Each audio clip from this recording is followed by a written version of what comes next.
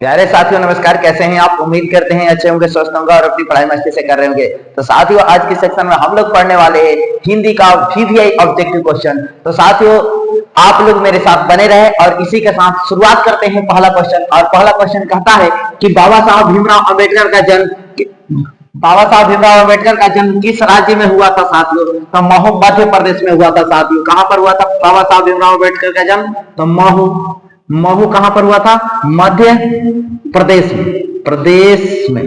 ठीक है मेरे दोस्त, महू मध्य प्रदेश में हुआ था। तो यहाँ पर महू मध्य प्रदेश किस ऑप्शन में है मेरे दोस्त? तो आपका ऑप्शन ए मध्य प्रदेश दिया गया है, महू हटा दिया गया है। ठीक है मेरे दोस्त, अब चलते हैं अगले क्वेश्चन की चर्चा करते हैं। अगला क्वेश्चन कहता है अनुमाती शब्द का परिवाची निम्न में से कौन होगा? तो अनुमाती का शब्द का परिवाची शब्द क्या हो जाएगा मेरे दोस्त? तो सहमति हो जाएगा। तो अगले क्वेश्चन की चर्चा करते हैं। अगला क्वेश्चन कहता है नलिन विलोचन शर्मा द्वारा लिखित कहानी निम्न में से कौन है? नलिन विलोचन शर्मा द्वारा लिखित कहानी कौन होगा? तो मेरे बच्चे बताना कि 20 की दात। नलिन विलोचन शर्मा द्वारा क्या कौन सी कहानी लिखी गई है? 20 की दात। अगले क्वेश्चन की चर्चा करते हैं। अगला क्वेश्चन कहता है मैक्स मुलर का जन्म कब हुआ था मेरे दोस्त? तो मैक्स मुलर का जन्म 1823 ईस्वी में हुआ था। तो याद रहेगा मेरे दोस्त। चलिए आइए साथियों अब हम अगले क्वेश्चन की चर्चा करते हैं। अगला क्वेश्चन कहता है सर विलियम जोन्स समुद्री यात्रा करते हुए भारत कब पहुंचे थे मेरे दोस्त? सर विलियम जोन्स समुद्री यात्रा क्या कर रहे हैं? सर विलियम जोन्स समुद्री यात्रा करते समय भारत कब पहुंचे थे मेरे दोस्त? तो बताना 1783 ईस्वी में पहुंचे थे। डन, याद रखना। अनाम दास का पोता उपन्यास किस लेखक की कृति है? अनाम दास का पोता उपन्यास किस लेखक की कृति है बच्चे? तो हजारी प्रसाद त्रिवेदी। याद रखना मेरे दोस्त। ठीक है, अगले क्वेश्चन की चर्चा करते हैं। अगला क्वेश्चन कहता है क्या कहता है मेरे दोस्त? वास्तविक शब्द में प्रत्यय है। वास्तविक शब्द में प्रत्यय है तो वास्तविक शब्द में कौन सा प्रत्यय होगा जाएगा बच्चे? इक हो जाएगा। ठीक है मेरे दोस्त, चलिए अगले क्वेश्चन की चर्चा करते हैं। अगला क्वेश्चन कहता है हजारी प्रसाद त्रिवेदी ने निर्लज आपराधिक किसे कहते हैं?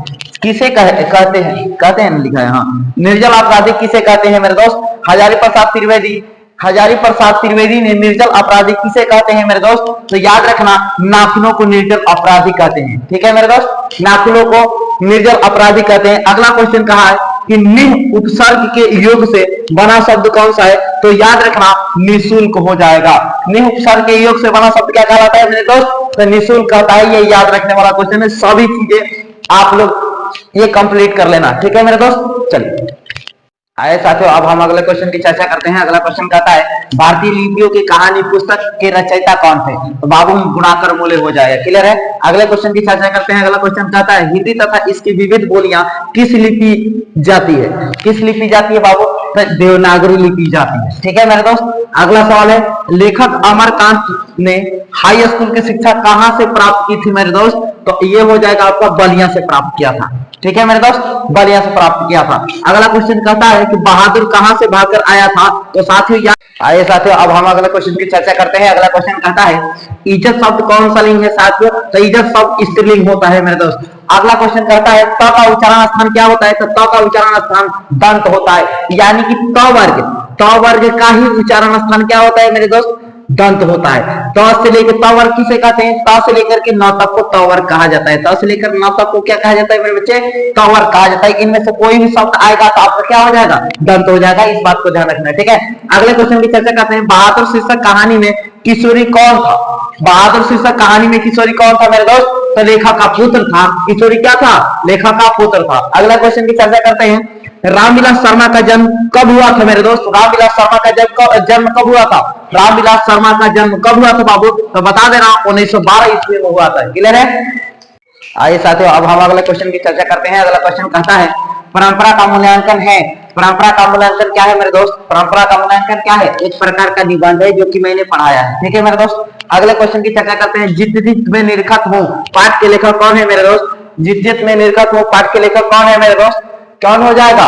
पंडित बिरजू महाराज। जित जित में निरखत हूँ पाठ के लेखक कौन है? पंडित बिरजू महाराज। याद रखना, याद दिखाई दे रहा है ना मेरे दोस्त? चलो अगला मछली शीर्षक कहानी के रचयिता कौन है? मछली कहानी शीर्षक के रचयिता कौन है मेरे दोस्त? मछली कहानी शीर्षक के रचयिता कौन है? विनोद कुमार शुक्ल हो जाएंगे मेरे दोस्त। ठीक है, निम्न में नरक शब्द का विशेषण कौन सा होगा? नरक शब्द का विशेषण बता दीजिए मेरे दोस्त। तो ऑप्शन बी हो जाएगा। उम्मीद करते हैं समझ में आया होगा। तो बच्चे वीडियो अगर अच्छा लगा हो तो ठीक है। तो साथियों वीडियो अच्छा लगा हो तो लाइक करना, शेयर करना, कमेंट करना। तो मिलते हैं अगले वीडियो में, तब तक के लिए बाय दोस्तों।